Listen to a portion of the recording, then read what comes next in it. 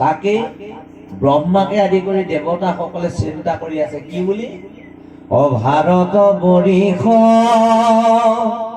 ধন্য কলি যুগ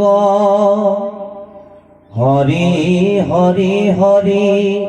হৰি হৰি হৰি হৰি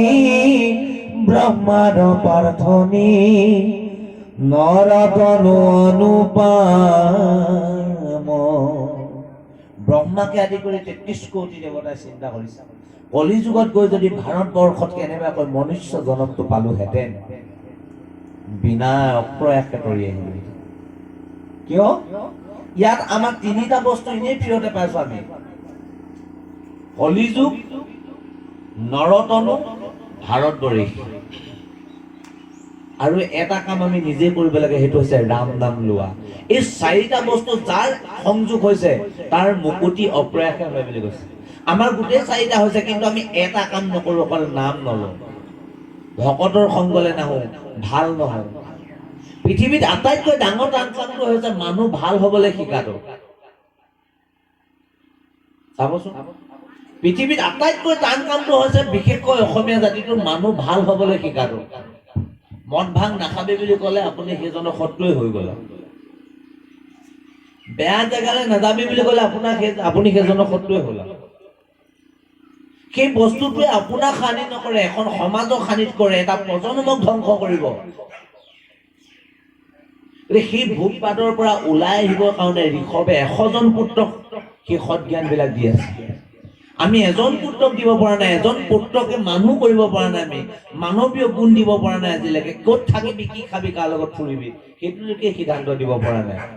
কিন্তু ঋষভে চাওকচোন 100জন পুত্ৰক মানুহ কৰাৰ যিটো প্ৰচেষ্টা 100জন পুত্ৰক মানৱ হিচাপে গঢ় দিয়াৰ যিটো প্ৰচেষ্টা এই কথাবিলাক শাস্ত্ৰই আমাক শিকাই আছে সেইকাৰণে মানুহে ভাগৱতৰ ওচৰলৈ যাব লাগে এতিয়া যে অবিদ্যা কথা আহি আছে অজ্ঞানতাৰ কথা আহি আছে কাৰণটো কি আমাক বহু লোকে বিপথে পৰিচালিত কৰি এতিয়াও সমাজত ভাগৱত শাস্ত্ৰৰ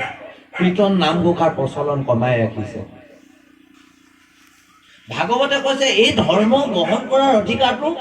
স্ত্ৰী বাল্য বৃদ্ধ সকলোৱে আছে তাকে আকৌ মহাপুৰুষত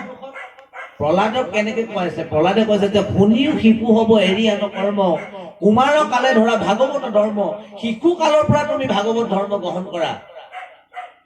আজি যে আমাৰ এই যুৱক যুৱতীসকল আহিছে এওঁলোকক কিয় অনা হৈছে কিয় আহিছে আজি বহুত ল'ৰা ছোৱালী আছে কিয় নাই ইয়াত এটা যিটো পৰম ৰস আছে যিটো ভকতিৰ ৰস যিটো কাৰণে নিজক সংস্কাৰ কৰিব পাৰি সেই গুণটো তেওঁলোকে হৃদয়ংগম কৰিছে বুজি পাইছে এই পথেৰে গলেহে কিন্তু এজন প্ৰকৃত মানুহ হ'ব পৰা যাব এই পথটো গলেহে কিন্তু জীৱনৰ সুখময় পথখিনিত আমি উপস্থিত হ'বগৈ পাৰিম কিন্তু সেইটো নকৰি আমি ভোগবাদী এখন সমাজৰ ছায়া দেখাই দিছো কি বুলি যে তহঁতি কীৰ্তন নুচুবি তহঁতি ভাগৱত নুচুবি নামঘোষা নুচুবি নাপায় পায় কোনবিলাক মদ খাব পায় ভাং খাব পায় চিগাৰেট খাব পায় বেয়া কাম কৰিব লাগে বেয়া ধৰণে পইচা ঘটিব লাগে এইখিনি পায় কিন্তু ভাগৱতে কোনোদিন কীৰ্তনে কোনোদিন কোৱা নাই এইখিনি পৰা কিন্তু আঁতৰিবলৈ কৈছে ঋষভে সেই জ্ঞানেৰে 100জন পুত্ৰক প্ৰকৃত জ্ঞান প্ৰদান কৰিছে